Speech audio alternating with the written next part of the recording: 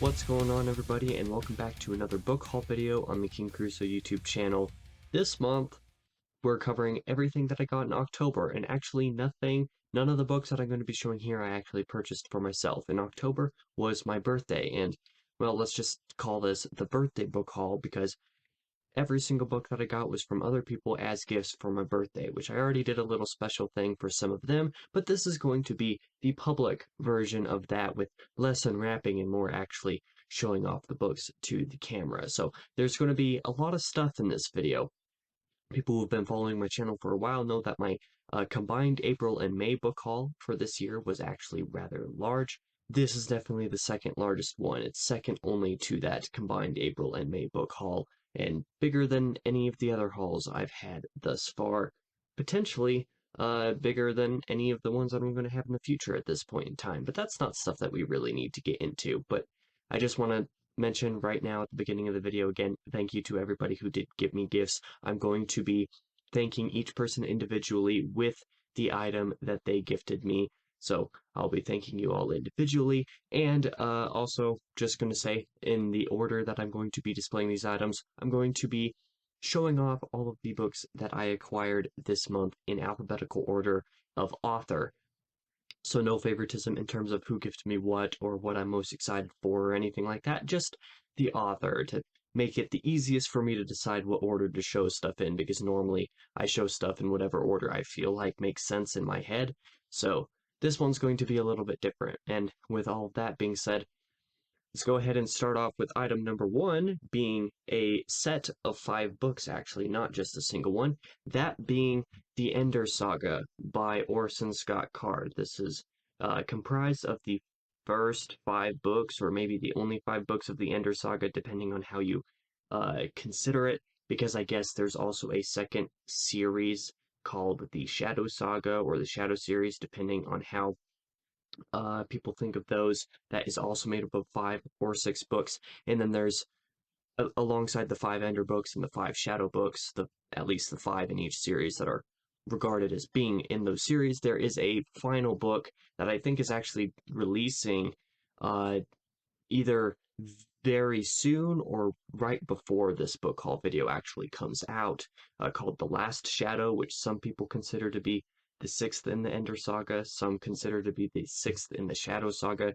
but it's really a wrapping up of both series, so it's kind of the 6th book of both. So, just a little bit of confusion there, but yeah, I had actually forgotten that I had gotten this set and put it on my wish list, but Alistair, Mr. Alistair 89 or something like that, I think is his Discord name, but Brian King, thank you for gifting me these. When it comes to sci-fi, I'm not very knowledgeable when it comes to the genre or anything within it. The only thing sci-fi that I can really think of that I've read, like just off the top of my head or looking at my bookshelves behind me, or I've started the Sun Eater series right back there, and I'm going to be, I've read the first 2 books, read a couple novellas, and I'm working on the first short story collection, but outside of those, there's not.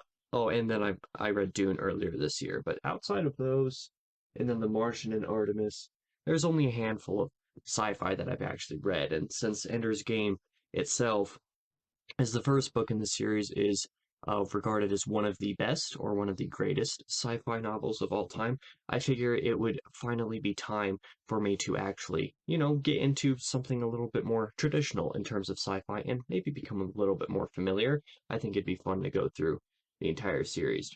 Item number 2 on the book haul is what I don't think the set of 3 books actually has a technical name, but I'm going to call them the English language trio or the trilogy. Let's see if I can get that to actually show the name of the first one. By Mark Forsyth. I hope that's how you pronounce his name. This is, holy cow, it's extremely reflective. What in the world?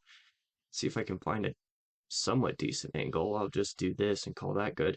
The Elements of Eloquence is the first one of these. These were gifted to me by Lockie, so thank you to him for gifting them to me. When I had made requests in to some friends on Discord about some nonfiction books that I ought to pick up and try to read. Lockie was the one to recommend Elements of Eloquence, and so I found this set of 3 books by this guy and put them into a wish list, and he was the one that bought them for me. So thank you for that. These 3 books seem to be, just a lot of uh, information and tips and stuff on how to better utilize and organize one's knowledge with the English language to be able to write better, how to turn the perfect English phrase in the turn or in the way of Elements of Eloquence. Sorry, I have to hold it at a weird angle. Or to a circular stroll through the hidden connections of the English language, so probably a bit more technical in the etymologicon. Hope that's how that's pronounced.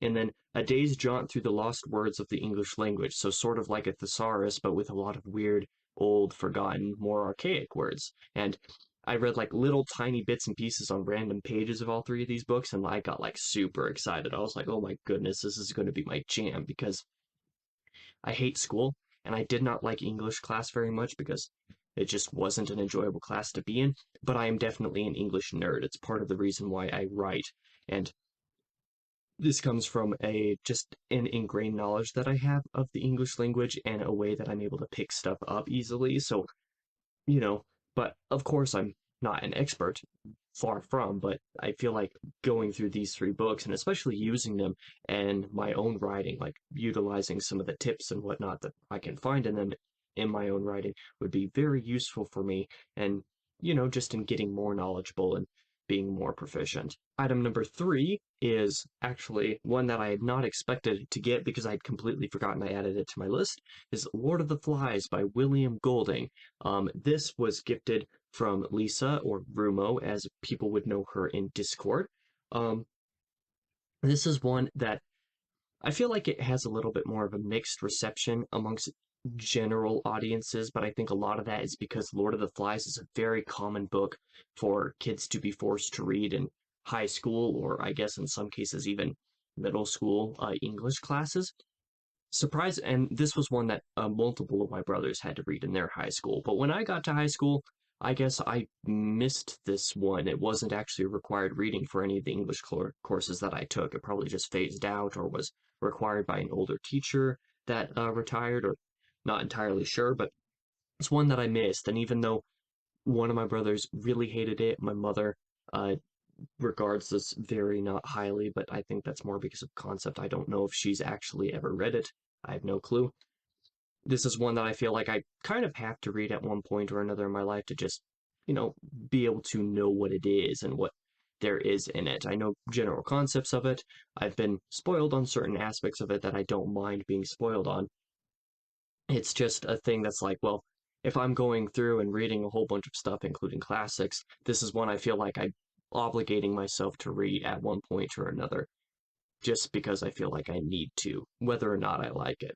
This specific edition as well, the Penguin Classics Deluxe Edition, also has an introduction by Stephen King, which when I saw that, I thought that was really interesting. The cover art is also rather cool. And then you'll see this art on the back. I really like the art style of this one. So thank you, Rumo, for that. And number 4 on the book haul, item number 4, is The Complete Grimm's Fairy Tales. So a kind of collection of, I think it's like 200 fairy tales and like 10 children's legends or something like that. This one was gifted to me by big sister Ashley, which thank you for that. This was one that, again, similar to kind of the Edgar Allan Poe and H.P. Lovecraft collections up there, was one that was just like, well, I don't know enough spooky season reads to really get into for different October stuff, and I also haven't read enough from these 3 very well-known authors as a whole, or 4, I guess, since this is 2 authors in this one. They're just collections that are just like, well, maybe if I'm in the mood for something a little bit different, or just a random short story from one of these 3 authors, well, I can just go in and pick up the book and read one, something like that. Or maybe even next October, I'll just make a point to read a lot of these 3 just because I can. We'll kind of see what happens. This is one that I felt like, again, was like, well, everyone is familiar to some extent with the Brothers Grimm because of modernizations and children's versions of a lot of the tales, or at least a few of the tales that exist in them. But a lot of the modernizations are a lot less bleak, a lot less grim than the originals, as far as I'm aware. So I decided, hey, maybe I should become familiar with the originals just because I can. So that's what this was for. Thank you, Ash. Then the next item is one that I feel like several people will have a sort of mildly violent reaction to. That is Moby Dick or The Whale by Herman Melville. And this Penguin Classics Deluxe Edition is also really nice. I mean, they pretty much always kill it with the art in these on the covers and whatnot. So this is one that's like, again, I feel like I kind of have to read it because it's like an obligation. And not even just because I'm like relegating it to that position of, I'm obligated to read this book at one point or another in my life. No, like I do actually want to read these, but this is another one that's like, well, if you haven't at least tried to read this one, are you really familiar with the classics at all? That's just kind of the feeling about this book that I just have with it.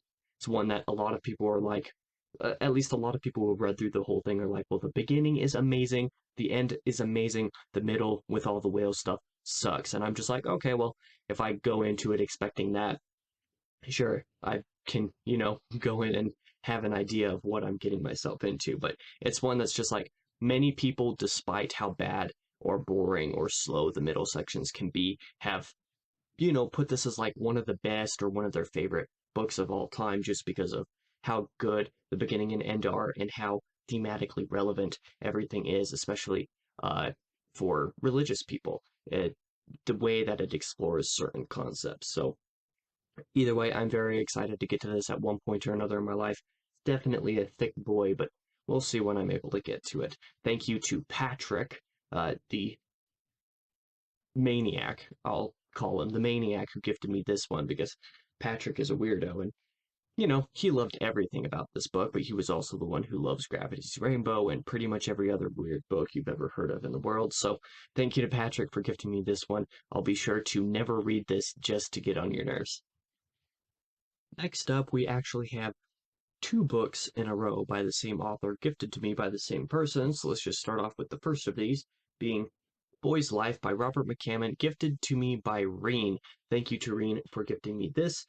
These were ones that obviously everybody in the Mike's Book Reviews Discord server is probably very familiar with. Many people in there have read this one and the next book that I'm about to bring up. Because Mike read them rather recently and loved both of them apparently. So I was like, sure, I'll go ahead and add these to my wish list because why not? This book gets compared somewhat frequently to, I believe, It by Stephen King, and although some people say that some of the comparisons aren't really warranted, I can take that, can take those comparisons, either take them or leave them and be fine. I don't necessarily have any expectations going into Boy's Life, expecting for it to be something like it because I actually haven't read all of it yet.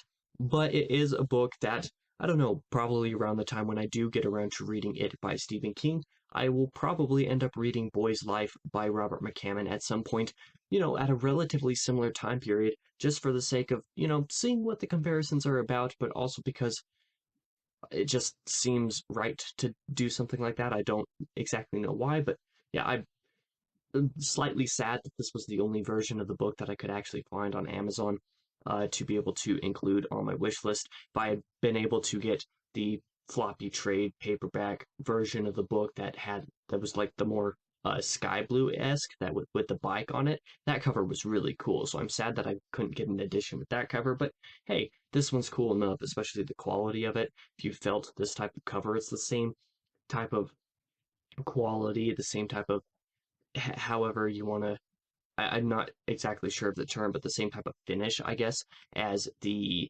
cover for The Obscene Bird of Night, or at least my edition of that book has, which is rather nice, like a really slick, but also really grippy. It's hard to explain, but I'm really happy with the quality of this book. So even though it's not the cover I would have preferred, I'm still happy to have the book itself. And then, of course, I hinted at the next book being by the same author and also being familiar amongst the Discord peeps.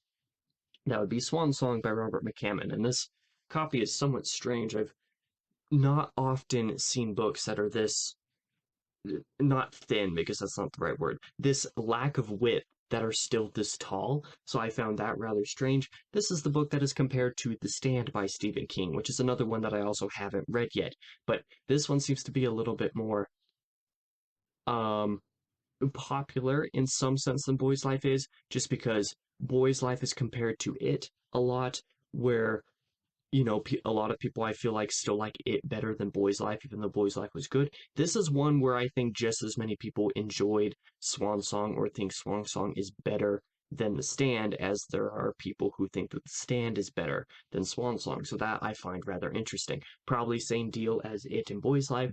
I might decide to go ahead and read this sometime around the same-ish time period as I get around to reading The Stand by Stephen King, even though they're both really chonky boys. We'll kind of see how things like that go, but this cover is really cool. Don't know a whole lot about the concept, just that it's post-apocalyptic in a similar sort of sense as The Stand is, but since I haven't read The Stand yet, I can't really make comparisons to that either. But yeah, I'm very happy to have both of these books since they're so highly regarded. So I'm excited to be able to read them at some point in time, but since they are chonkers, I don't know when that'll be, but thank you, Tareen, for gifting me both of these. Now, the next item is actually a little bit more strange, weird, and random, I guess, of a gift. This one was gifted to me by Eco, the German buddy. At least that's how I think of him. I think he's the only actual German that I know. But this is Streets of Laredo. I'm not entirely sure I'm pronouncing that correctly. Well, who knows? This is the fourth book in the Lonesome Dove saga by Larry McMurtry. Again, I'm probably butchering all of these words and all of these names, in which case I apologize. So yeah, it's fourth book in the Lonesome Dove saga, and I found this to be a strange and random gift because, well, I actually had all four of the Lonesome Dove books in my wish list. This was the only one that was gifted to me, so I just found that kind of funny. Of course, it's no obligation to anybody to complete it, because I think probably since it's November, I might just go ahead and get them for myself, just because I can, and to complete the set. But I just thought it was funny when I opened the gift and saw this one, and I was like, really? He got me number four, the one that people tell me is the worst option to decide to read first. And of course, I'm not going to decide to read this one first because I'm not crazy, but I just thought it was kind of funny. But thank you to Eco for this one. Um, I'm actually not super familiar with many Western books, even as somebody who lives in Wyoming, where Western is the word that describes the state, and where Westerns are quite popular. But since the only Westerns that I was really ever familiar with were basically, what's the name? Louis L'Amour, I think the author was. I never had any interest in basically reading any Westerns for some reason, but since everybody who I know who recently read the Lonesome Dove Saga said it was really good, I'm like, okay, well, I ought to at least become somewhat familiar with some books within the Western genre. And also, since a lot of people who know my real name think that I sound like my name sounds like I should be a Western author, which even though I'm never going to be a Western author, they tell me that I at least have to write one Western story. So I feel like I should be familiar at least with some of the best within the genre before I even attempt to do something like that, just, to tease my friends, I guess. So thank you, Eco, for that. Again, we have another situation where the next two books are by the same author, but these two were actually gifted to me by two different people. The first one of these being Jordan P. Peterson's 12 Rules for Life. Now, this was one that I actually already owned at one point, but it was like a small mass market, I guess, paperback that even when I bought it, it supposedly new, had like all sorts of cracks in the spine and stuff, so I actually gifted it to a friend. I wasn't very happy with the quality of the book that I received, but decided that instead of trying to get paperbacks, because it seems that the paperbacks for the two books are weird or hard to get matching for whatever reason, I decided that I would try again and try to get the two books in hardcover. So now I have 12 Rules for Life and Antidote to Chaos in hardcover, one that I have not read anything of yet, but I'm very familiar with Jordan Peterson's work and hope to be able to read this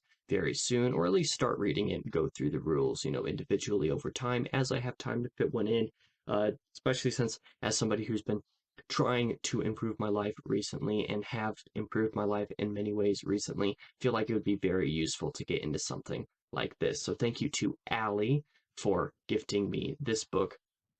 I am also a fan of Jordan Peterson, so I very much hope that I'll be able to, get a lot out of this book, as many people have. And then the next item was gifted to me by Kabi, my Brazilian friend, pretty much the pack leader of the Winnie crew.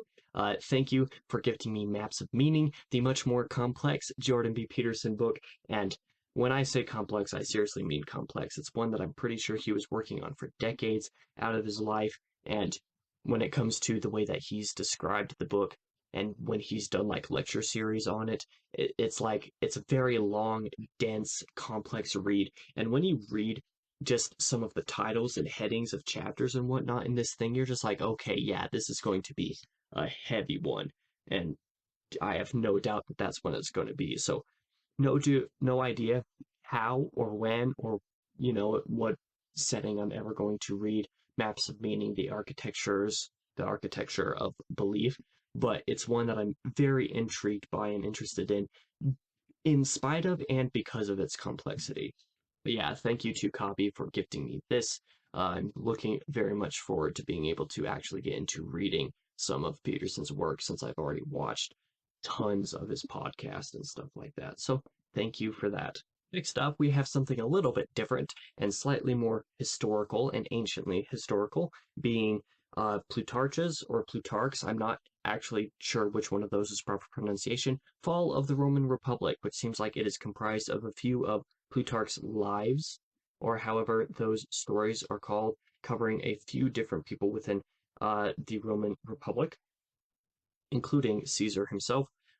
I'm very excited to be able to get into stuff like this because, for whatever reason, ancient history and mythology, those two aspects of a lot of different ancient cultures, are like some of my favorite things in the world. So to be able to get into stuff regarding ancient Roman history, the fall of the Roman Republic, is something that I'm very interested in and very keen on being able to read. And since it is, like I said, separated between covering what seems like would be the lives of a half dozen different individuals over the course of the entire thing, it looks like it's one that I could read more episodically rather than, having to go through all in one go, or even spread out in the way that I would otherwise try to read a normal novel or a normal history type of book, respectively. So thank you to Freezy Drone for sending me this one. I greatly appreciate that.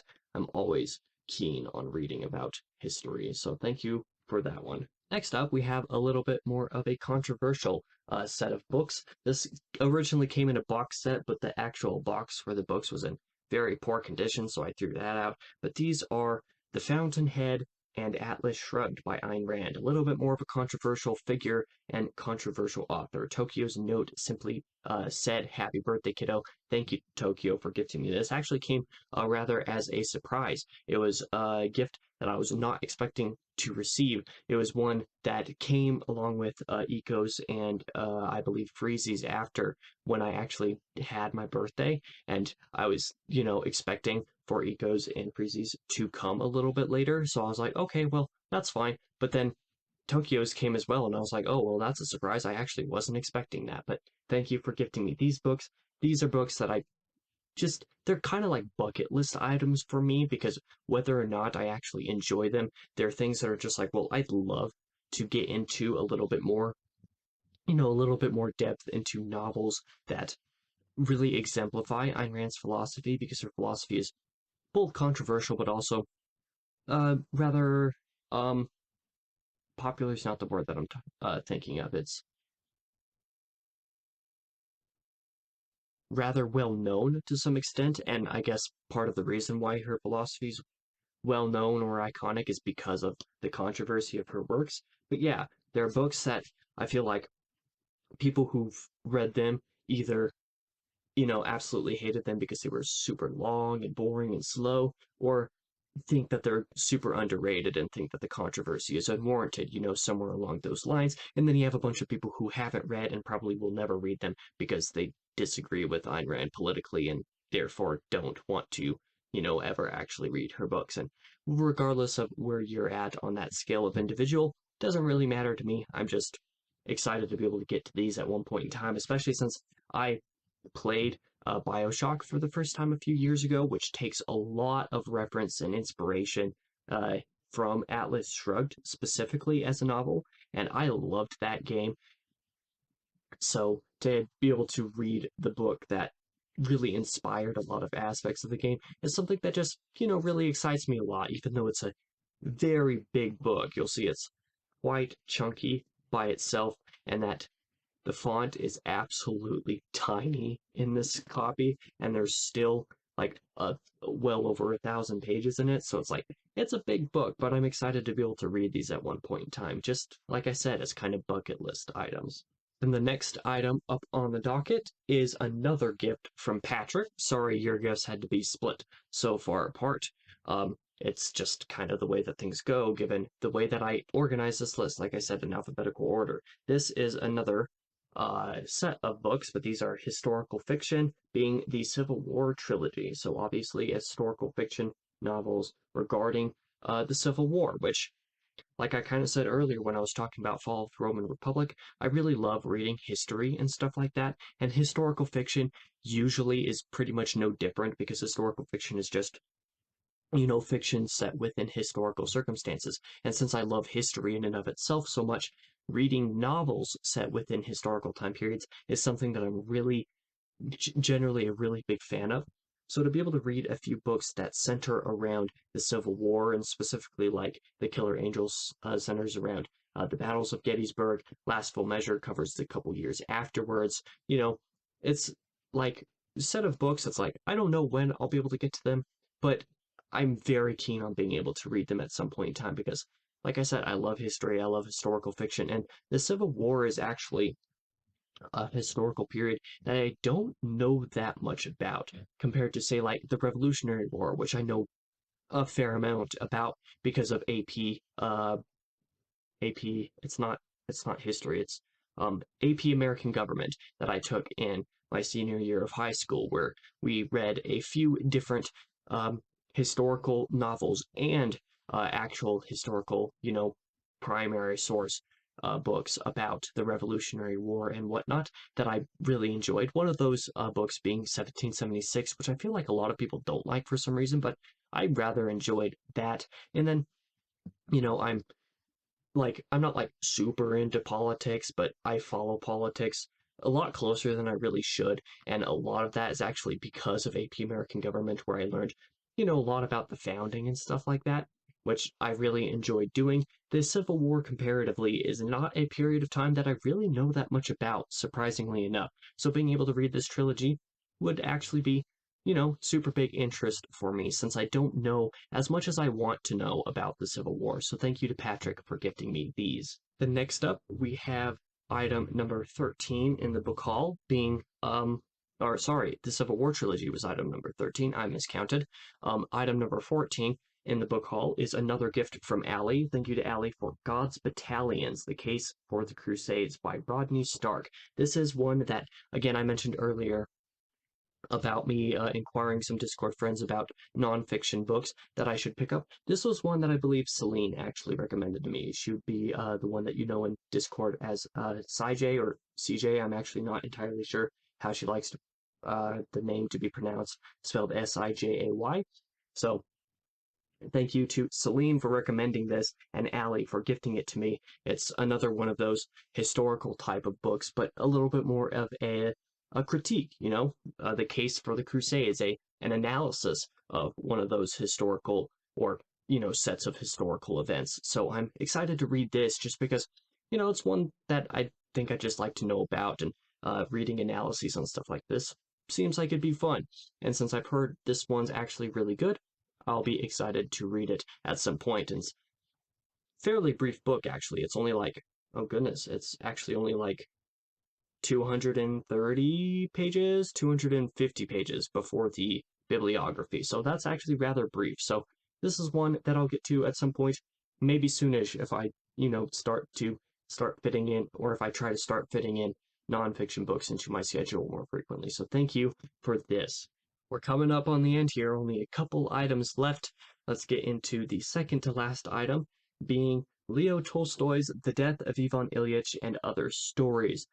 This includes, I can't remember actually how many stories it has off the top of my head. It looks like 7 of them, 6 not counting The Death of Ivan Ilyich. It's one of those things that I've read War and Peace, which I really loved by Leo Tolstoy, and then he also has another long novel, Anna Karenina, I think is how that's pronounced, that I've also heard a lot of good things about. But The Death of Ivan Ilyich, I think, not counting War and Peace, of course, might be Leo Tolstoy's most popular or at least most well-known work, one that I've heard a lot of people say it packs the most punch for its number of pages. You're getting the most out of it for its number of pages out of anything Tolstoy wrote. So it's one that I'm excited to read and want to get into, especially since I really enjoyed what I did read of Tolstoy. And, Russian literature seems like one of those things that I'm just super into, just conceptually, even though I haven't read a lot of, like, say, Dostoevsky, but want to read more Dostoevsky.